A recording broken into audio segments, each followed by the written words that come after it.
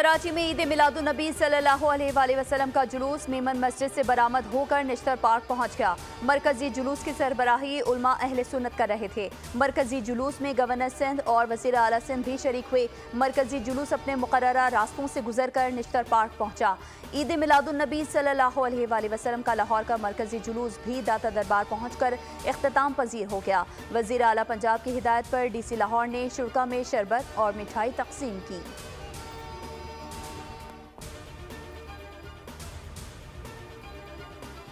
और नबी करीम सल्लल्लाहु अलैहि वसल्लम की ज़ात वो रोशन चिराग है जिसने जहालत के अंधेरों को मिटाया।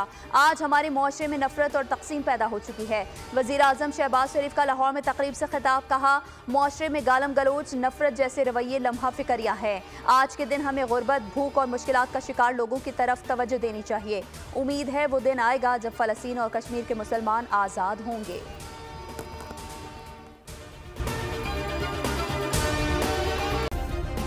सब्सक्राइब करें और बेल दबाएं ताकि कोई खबर रह न जाए।